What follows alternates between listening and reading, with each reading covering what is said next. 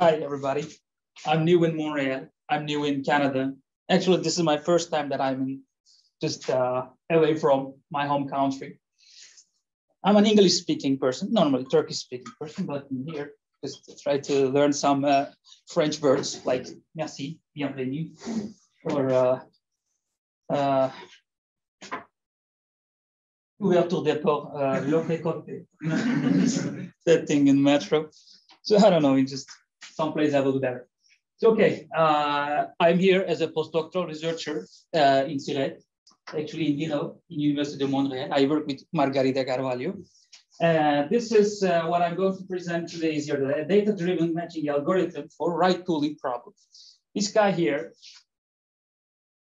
is my co-advisor, both in my master thesis and in my PhD thesis. And before he's coming to the academia, he was a practitioner. He was in the industry. He was working with a right tooling company, actually. So he has some business relations with them. So this is a side study that we did on demand of a company, actually. So I was just a master's student in those times. We started working on this paper in 2016. It was published in 2022, 6 years. Just keep that in mind. It sometimes occurs, but I think it's a good, good paper.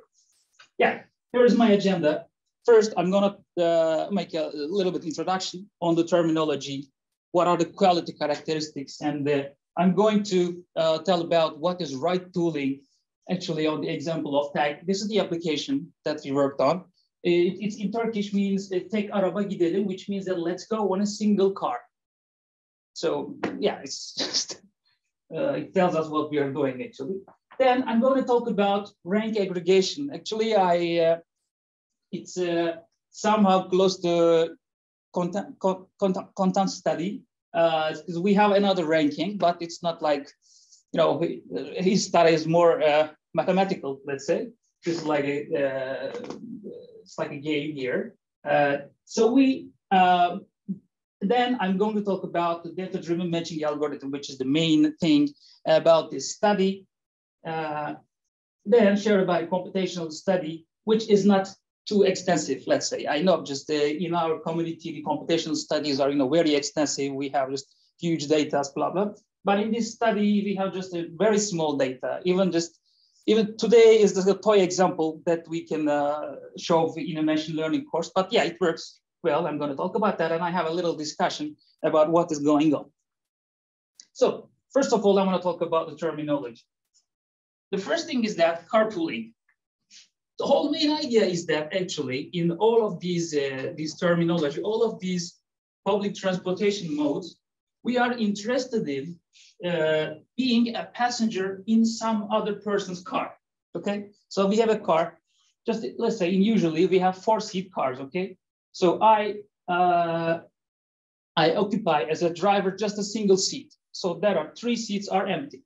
So the thing is that we have an excess capacity of 3 seats. So the idea is that why not to use these seats, this excess capacity, and to share the costs of riding with the driver.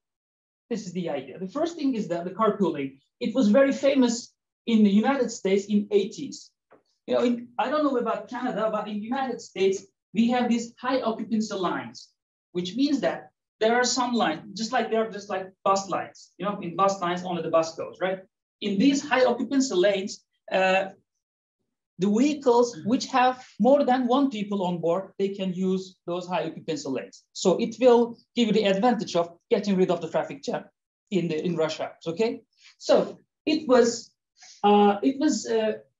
caused by the oil crisis at the end of the 70s, like 78, 79, I think. So the government was trying to motivate this thing, and we have carpooling companies. So there's this agency, the company, and let's say Federico has a car, okay? I don't have a car. So we both go to that company, we register to that company, and we said that, okay, we are both work in, Pavillon and Reisenstadt, okay? We're both work here. And our homes are somehow close to each other. So it matches us. And like every morning, Federico takes me from my home. We come to we come here, we do whatever we do here, then we go home together again. But this is, the idea here is that this is a long-term commitment, okay? This may be like 3 months, 6 months, 1 whole year. So we have an agency, a central agency making these arrangements, and this is a long-term commitment. On the other hand, on the other extreme, let's say we have ride pooling, which is decentralized and short-term. It is similar to carpooling, but this one is done just for once, okay? Once and only. Just today, at this time, I want to go from, let's say, Ville-Marie to Marché-Jean-Talon. At this time of day, I will do this. So is there anybody around here, or is there anybody en route to share this ride with me? So this is just one time. So which makes it shorter. And why do we say decentralized? Of course, there's an agency, there's a company, but the decisions, the matching is not done by the company. The matching is done by the passengers and the drivers. So we have a set of, let's say, drivers and riders pools. So we match ourselves, let's say, we accept it, blah, blah. It is different than Uber. It's just like a misunderstanding in the literature. Actually, Mehmet Güregüler, my co-advisor, thinks that this is something like a manipulation that Uber does. So they're using the term ride sharing. But he thinks that the ride sharing is not the right term, but yeah, it is there, okay? It's now in the literature. So we are using the term ride sharing for Uber-like settings. What is the difference between Uber and ride pooling? In Uber, the Uber as a company does not have a car, okay? So he says that I'm using your car. So it's ride sharing. No, it's not ride sharing. It's just like a fancy cab operation, okay? But these guys, they don't have the cabs, they don't have the taxis, but you have a taxi. So the thing is that in ride pooling, you have your own route as a driver. You do not change your own route. If we match, if our routes match, then I take your ride. But in Uber, I make a specific route for you. So these are two different things. So this is what is happening in the sharing industry, let's say. So we are interested in ride pooling. Before going into the company, I want to talk about some quality characteristics of these ride pooling companies. The first one is flexibility, capable to readjust the schedules. Convenience is incorporating drivers and riders' perception into matching, which we will attack here, okay? I will attack convenience here. Reliability is ability to provide service whenever requested. For example, metro, think about the metro lines. They are there, okay? When we want to use the metro, it is there. Okay, I know that sometimes that orange line is just broken down and just make us wait for like 15 minutes, but yeah, it's over there, okay? It's a reliable form of transportation. But in a ride pooling context, I don't know, if there is nobody on that route at specific time that you request, there cannot be a ride for you, okay? So this is like one of the most important issues in ride pooling. And the fourth one is the guys have to be motivated. I have to motivate ride sharing. It must be less costly, but it must be profitable for the driver. So we have like a balance between them. So we have to motivate both the drivers and the passengers to use our app. Actually, as I said, these guys can be used in general public transportation context. But these are in here, I just want to talk about these 4 of them because these are particularly important in ride pooling. You can add like punctuality, affordability into this list, but these are not the case in the ride pooling context. So we work with tag application of Logica Incorporation. So this is a company, the Turkey-based company, and the application is used in Turkey, in my home country. So basically, as I said, I'm here, and I said that I want to go from this point. This is an origin, Levent Metro. You can take this as a plus down in here, okay? And this is like the business. So I want to go to business. So the application tells me that there are 3 people there are 3 people in there that I can share their ride. These guys have their cars, okay? I want to hop on a car, and these guys have cars. But we have like additional information over here. I want to move at this time, but it says that I have to wait for this particular car for more than 1 hour. For example, there are these kind of information in the application. But let's say that we somehow match, and then this is what is happening.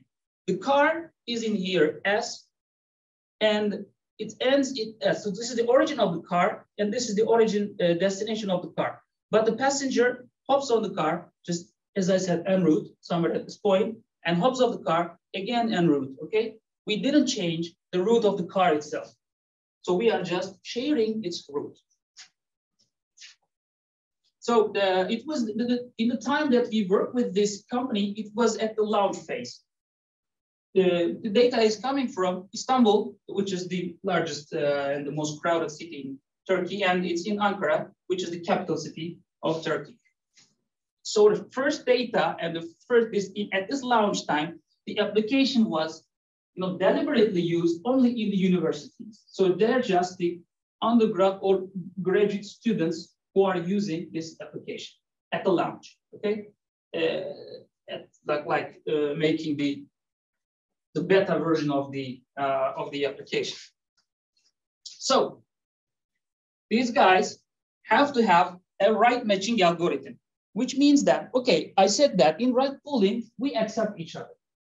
So there is not a central agency just matching us, but it has to provide us, as you can see in here, at least like 3 candidates, okay? It has to show us 3 candidates. And out of these 3 candidates, we are allowed to choose one of them. So this is what they do. Start, we have the rider's trip information. This rider is passenger, actually. I want to go from there to there. So then we prepare the company prepares the candidate driver list. So we have the set of all available drivers here. Then we make a special temporal pruning, which means that this guy is close to me in terms of location and time. Then we make a criteria-based pruning. There might be some certain criteria which, let's say, does not allow us to match with each other. So we just prune them. And then we rank the drivers via sorting, okay? Just basic sorting.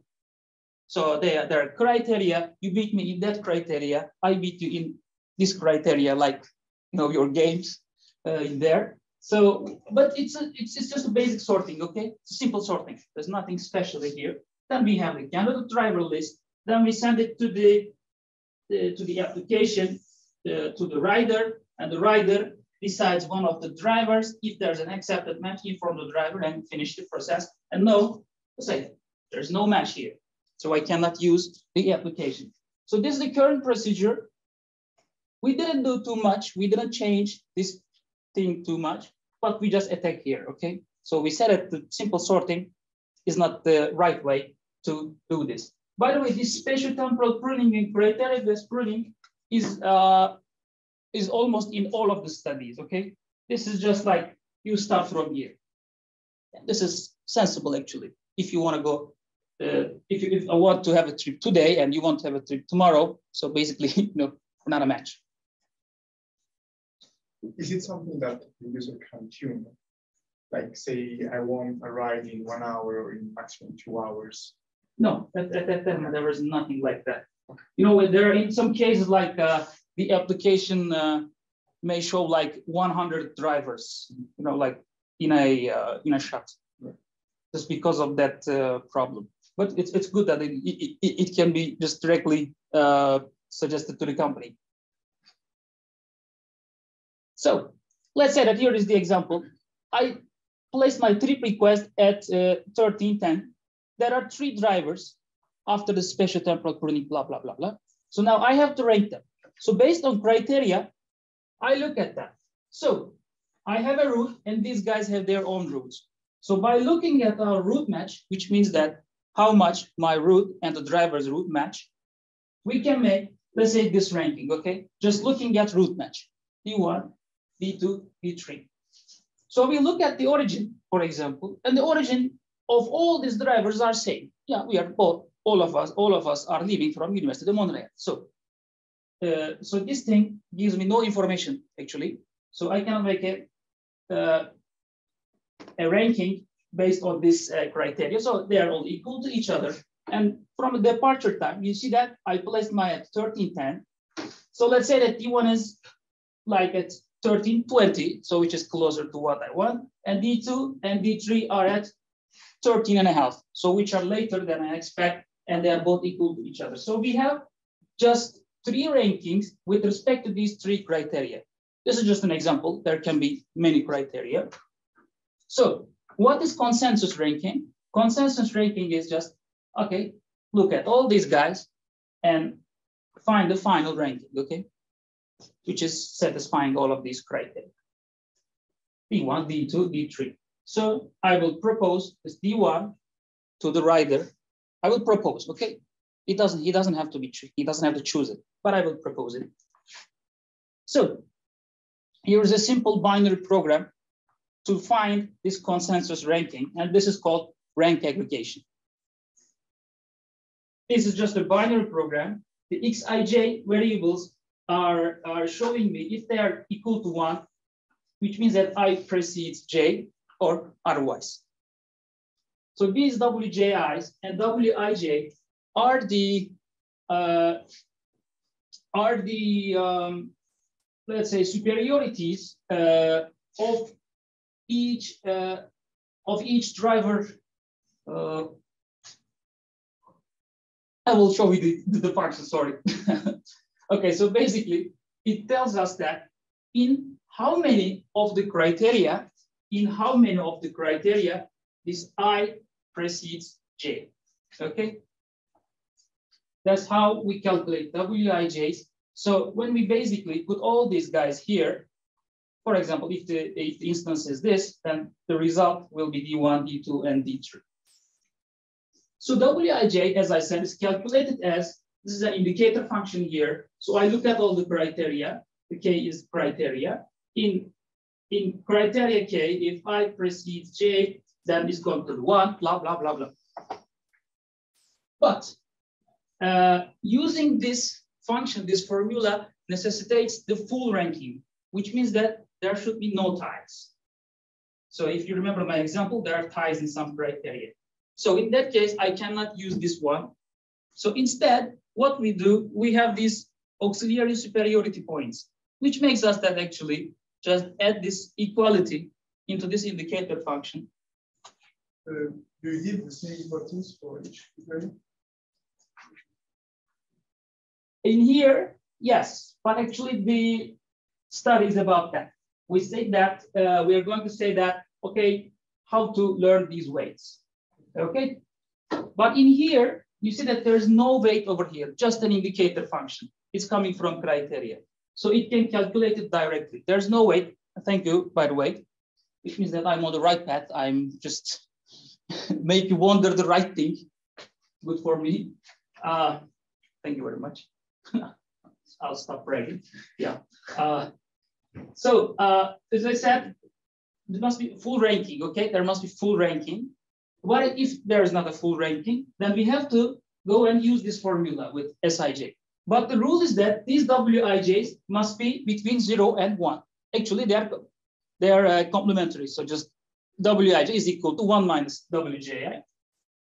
But when we calculate it like this, there will not be between 0 and 1, but it's good. That's so we basically normalize it, okay? So we now have valid Wij values to directly use it in here. So what we do, here is an answer to your question. Instead of calculating it like this, what if we add a weight for each criteria? Then we calculate the Sij values, and then as usual, we can calculate the Wij values like this, with this formula. So these criteria can be chosen as naive, a naive approach, which means that all of them are equal to each other. So basically this has nothing to do with this omega k. Or we can rely on expert opinions. This is the second thing generally done. which actually we did as a benchmark, by the way. Or here's the punchline. We can find these omega k values with machine learning by looking at the historical data. So which one of these criteria are the most important? So that's the question. And this importance is shown by the weight of each criteria. So that's what we will do. So before going into the model, we have a bilevel program for learning the omega k. It's a machine learning application, but we solve that machine learning problem with a bilevel program. Actually, there's nothing like it, just the usual stuff. So this is actually the rank aggregation model, but with additional index t, which means trip. Okay, this is just an auxiliary model. Just keep that in mind. It's nothing important in here. Actually, this is decomposable model just because it doesn't depend on. So we write this model for all trips. Okay, all constraints for all trips. So basically, we can solve the problem for each trip separately. But it will make sense in the next slides. So we are going to use this in the lower level problem of our bilevel program. So what is our performance measure? So actually, what are we optimizing? Okay, we want to choose the most convenient driver. Okay, so we measure the most convenient driver with this phi. It's phi, right? We call phi, but phi, right? Okay, say okay. Thank you very much. Phi. Forget about the details. Just these are coming from the. Let's not spend time on this, but it's not a usual. Again, it's an unusual performance measure. But again, as Kantan did, believe me, it works. Okay, just forget about the details. But yes, we have this performance measure, and we want to optimize this. Actually, we want to minimize this. So lower the phi, better the solution. So here is the right matching algorithm. Oops. Okay. So we have a binary program to solve this right matching problem. In here, there must be something. Was that? There's one more here.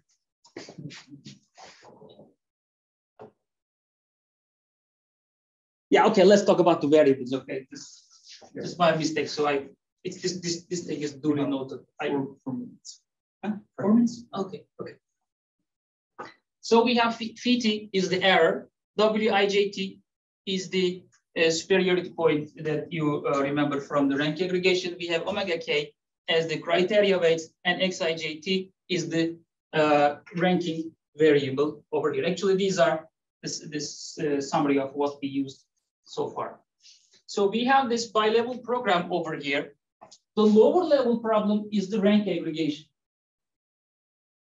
In these, we have these lower level variables, xij and xjits.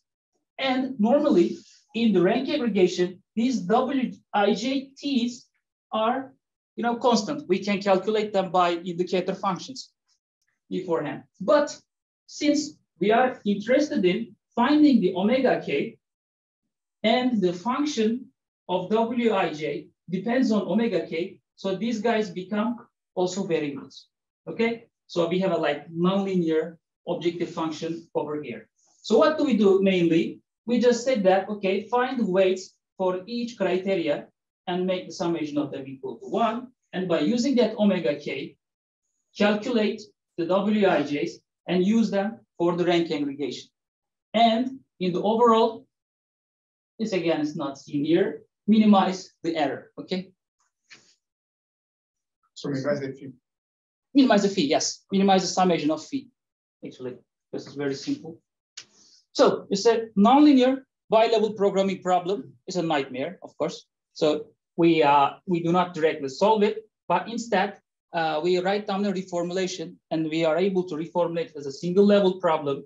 So what we do basically is to write down the high point relaxation problem, which means that get rid of the lower level objective function and add all of the lower level constraints to the upper level problem. Okay, this is the high point relaxation problem. Of course, this is not enough. to find the optimal for the bilevel program.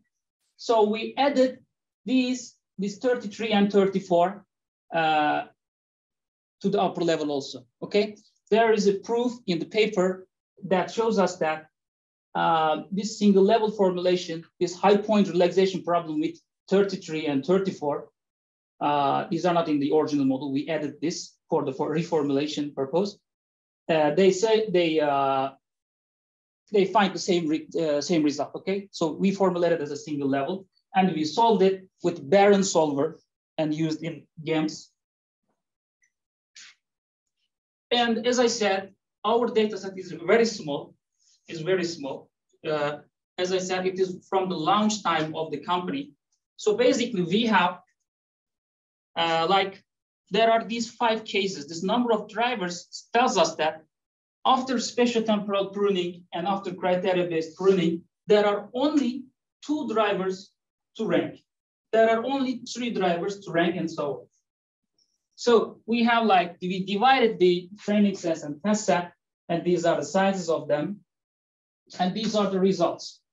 So first we have the benchmark. Benchmark is the current practice. FW ranker is where those omega k values are taken by expert opinions. Okay, as I said, we have the expert opinions. Actually, they are readily there in the company. So we directly adopted them and plug in as omega k. So we didn't solve that by level program, blah, blah.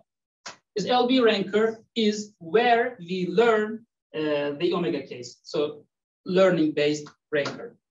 So basically, when the number of drivers increase, the error decreases with LB ranker, but it gets worse for the benchmark and the expert opinions. So these are the charts for them. So this is the accuracy, and this is the benchmark. You see that with increasing number of drivers, the benchmark is getting worse. And also the good thing is that you see that expert opinion is important. You see that this tells us that, okay, you know, the LB ranker is my algorithm, but I'm not going to brag about that, okay? So you see that the expert opinion works well. Actually, this also tells us that rank aggregation idea works well. Just this take this as sorting, okay? Ability of simple sorting, ability of rank aggregation, ability of rank aggregation with learned weights, okay? So with each additional thing, we gain more accuracy, Oh, I read it in the wrong order. Yeah, whatever. This is the accuracy here. Both of them are accuracies. Sorry, this is not error. Again, we can see the same thing in this GG plot. Okay. So as I said, this is a very it's not an extensive computational study, but it gives us insight about what we are doing. So the discussions is that the ride-sharing applications, whatever it will be, carpooling, ride-pooling, ride-sharing, blah, blah, they're built on trust, okay? Because it's a complete stranger's car, so we have to trust each other to share the same car. So what does tag does? What does our company does? It's search familiarity through Facebook. To be able to register to the application, you have to have a Facebook account. So you register with the Facebook account, and the company does, I say criteria. What are those criteria? These are, most of them are actually about familiarity and trust. So are we graduated from the same university? We are both, we don't know each other, but thanks to Facebook and thanks to its database, we know that we are graduated from the same university. So we can build somehow a trust on that, okay? We are living in the same neighborhood, maybe, or we share some common interests, and all of these are taken directly from Facebook, okay? And so the company believes that the familiarity is the most important issue. As I said, the expert opinion. In the expert opinion, when we look at those opinions, we see that all of them are centered around familiarity. But the results tell us that it's not the case. The availability is the most important, which means that, are you there? Are you able to carry me? Yes.